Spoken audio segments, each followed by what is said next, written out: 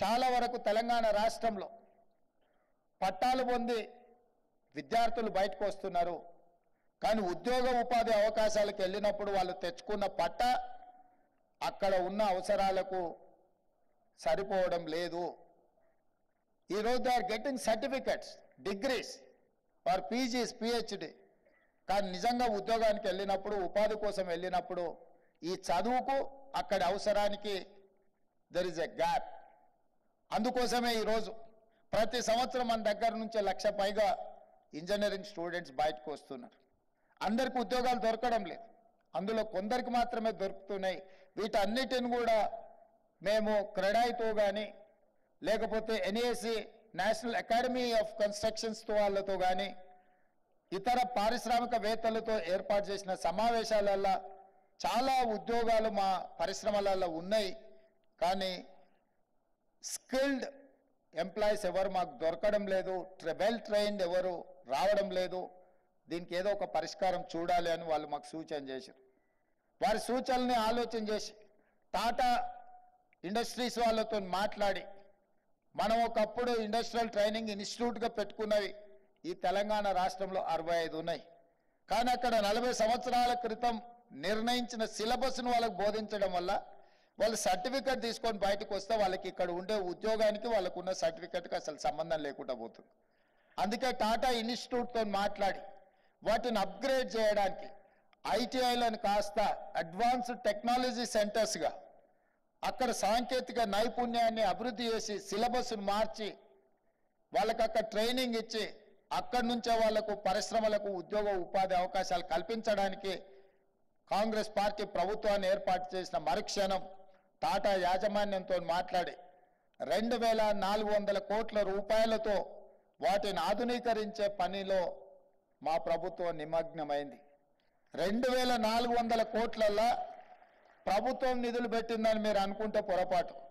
కేవలం 300 కోట్ల రూపాయలు మాత్రమే రాష్ట్ర ప్రభుత్వం కేటాయిస్తే 2,100 కోట్ల రూపాయలను టాటా పరిశ్రమ సిఎస్ఆర్ ఫండ్స్ ద్వారా పెట్టి తెలంగాణ రాష్ట్రంలో వేలాది లక్షలాది నిరుద్యోగ యువకులకు శిక్షణనిచ్చి ప్రయోజకులుగా మార్చి వాళ్ళకు ఉద్యోగ ఉపాధి అవకాశాలు కల్పించడానికి ఆ సంస్థ ముందుకు వచ్చింది. ఇది డిప్లొమా లెవెల్ కోర్సెస్.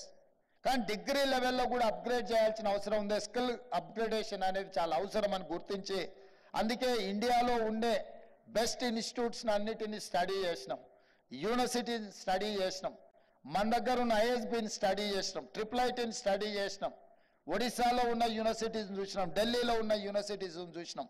వీటన్నిటినీ స్టడీ చేసిన తర్వాత ఒక నూతన విధానంతో పబ్లిక్ ప్రైవేట్ పార్ట్నర్షిప్లో యంగ్ ఇండియా స్కిల్స్ యూనివర్సిటీని తెలంగాణ రాష్ట్రంలో మనం ప్రారంభించుకొని ఇండస్ట్రీ డ్రివెన్ యూనివర్సిటీగా అక్కడ శిక్షణ పొందిన ప్రతి వాడికి ఉద్యోగం కల్పించే విధంగా పారిశ్రామికవేత్తలనే అందులో భాగస్వాములుగా చేసి అక్కడ స్టూడెంట్ సెలక్షన్స్ నుంచి క్యాంపస్ నిర్వహణ వరకు అక్కడ ఏ సిలబస్తో వాళ్ళకి శిక్షణ ఇవ్వాలనో కూడా ఇండస్ట్రియలిస్టులు నిర్ణయించే విధంగా ఆ యూనివర్సిటీకి గవర్నమెంట్ వైపు నుంచి ఛాన్సలర్గా కాకుండా ఈరోజు చైర్పర్సన్గా ఆనంద్ మహేంద్ర ఆటోమొబైల్ గ్రూప్స్ చైర్మన్ని మనం పర్సనల్గా తెలంగాణ రాష్ట్ర ముఖ్యమంత్రిగా రిక్వెస్ట్ చేసి వారిని ఆ యూనివర్సిటీకి చైర్పర్సన్గా ఉండేటట్టు ఒప్పించినాం. రేపు వారితోని తెలంగాణ రాష్ట్రంలో ఉన్న ఐటీ, ఫార్మా, అదర్ ఇండస్ట్రియలిస్టులతో అందరితో ఒక సమావేశాన్ని ఏర్పాటు చేసినాం. దాని నిర్వహణకు అవసరమైన కార్పస్ ఫండ్ను కూడా ఇండస్ట్రియలిస్టుల నుంచే కలెక్ట్ చేయాలనుకుంటున్నాం. మా జయేష్ రంజన్ గారు దీన్ని కోఆర్డినేట్ చేస్తున్నారు. నాకు తెలిసి రేపు ఈవినింగ్ ఆనంద్ మహేంద్రతో ఏర్పాటు చేసిన ఈ పారిశ్రామికవేత్తలతో ఒక చిన్న గెట్ టుగెదర్ మినిమం 300 నుంచి 500 కోట్ల రూపాయల పరిశ్రమలు ఈ యూనివర్సిటీని నిర్వహించడానికి ఇవ్వడానికి ముందుకు వచ్చి ఒక కార్పస్ ఫండ్ క్రియేట్ చేసి బడ్జెట్ కన్స్ట్రెయిన్స్ లేకుండా, ఆర్థిక ఇబ్బందులు లేకుండా యూనివర్సిటీని నిర్వహించడమే కాకుండా గ్రామీణ ప్రాంతాలలో ఉన్న చదువుకున్న నిరుద్యోగ యువకులకు శిక్షణ ఇవ్వడం ద్వారా ఉద్యోగ ఉపాధి అవకాశాలు కల్పించడానికి ఈ ప్రభుత్వం విధి విధానాలను ఖరారు చేసింది. ముందుకొచ్చిన పారిశ్రామికవేత్తలందరూ కూడా ఆనంద్ మహేంద్ర లాంటి వ్యక్తులకు తెలంగాణ రాష్ట్ర ప్రభుత్వం తరఫున కృతజ్ఞతలు తెలియజేస్తున్నాం. ఇది రాజకీయ ప్రయోజనం కోసం కాదు. ప్రతి సంవత్సరం 1,00,000 మంది ఇంజనీరింగ్ గ్రాడ్యుయేట్స్ బయటకు వస్తే చాలా మంది ఇంజనీరింగ్ చదువుకున్నాం, ఉద్యోగం రావడం లేదంటారు. ఉద్యోగాలు ఇప్పించమని వాళ్ళ తల్లిదండ్రులు మా దగ్గరకు వస్తారు. 15,000 20,000 కూడా 15,000 అయినా సరే సార్ మా పిల్లోడికి ఉద్యోగం ఇప్పించండి అంటారు. ఇంజనీరింగ్ గ్రాడ్యుయేట్ ఇంత తక్కువ శాలరీకి ఎందుకు పనిచేస్తుండో? ఏదైనా కన్స్ట్రక్షన్ కంపెనీ సైడ్ కొంచెం ఫీల్డ్ ఎక్స్పీరియన్స్ ఉండి ప్రాక్టికల్గా అనుభవం ఉన్న వాళ్ళని చూస్తే 40,000 50,000 తక్కువ కాకుండా ఎవరు రావడం లేదు. అంటే ఎక్కడైతే సాంకేతిక నైపుణ్యం లోపించిందో వాళ్ళకు ఉద్యోగ అవకాశాలు రావడం లేదు.